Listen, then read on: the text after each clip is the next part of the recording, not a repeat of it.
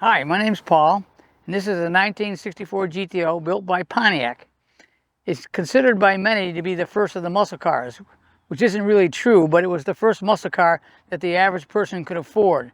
And a lot of veterans were coming home from Vietnam and they wanted something fast, quick, and fairly reasonable, and the GTO fit the bill. All the other marques were a little slow on catching on, but by '68, every brand had a muscle car.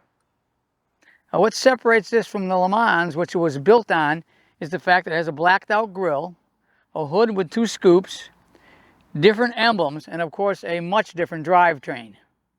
This car is equipped with a 389 with a 4-speed and tri-power, and it's painted a very, very rare color for '64. It's called Sunfire Red.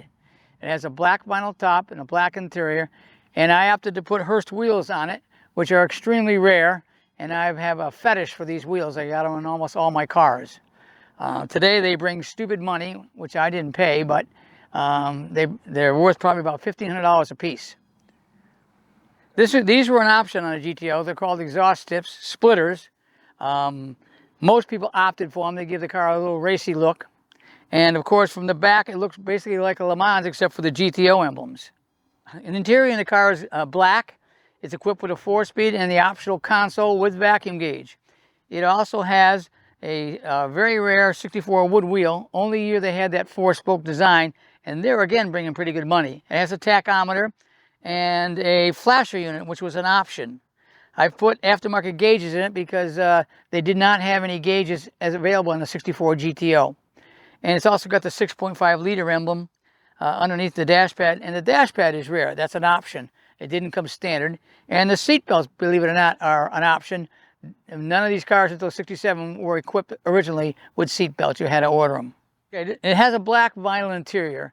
And the unusual thing, the headliner is silver with a star pattern. And it's also got one of the rarest things on a GTO, a map light. And you can turn the light back and forth to read a map.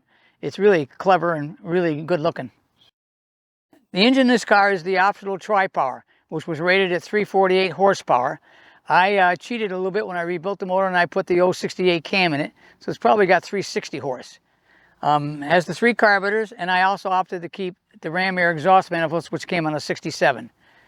I've spent a lot of time collecting the information on the factory markings. I got the blue dot on the master cylinder and the green stripes on the pulleys and the white chalk marks.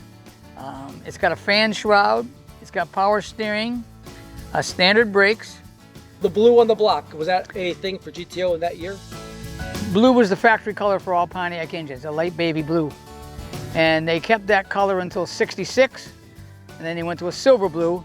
And then in, if I'm not mistaken, '71, they came back with a little darker baby blue. So Pontiac played some games with the engine color. Not only does this car have the 389, when I was younger, I was really into Royal Pontiac, which prepped all the cars for the magazine, and I bought their kits. At one time, this had a Royal Pontiac kit into it, which made the car about 1.5 seconds faster. Obviously, I had to take the kit out when I restored it the second times because you couldn't run it on pump gas, and I couldn't afford racing gas the way I drive these cars. But I have the kit in a frame upstairs in my garage, plus the boxes. I've had over 10 of those kits, and I put them in all my cars because Royal Pontiac was the thing for Pontiac. The kit contained thin head gaskets, which would bring the compression up to over 12.5 to 1. It had a curve kit that would bring the timing in faster, and that really changed the performance of the car. It had different jets with the carburetors and different spark plugs. It was quite a kit. It would make the car, like I said, 1.5 seconds faster.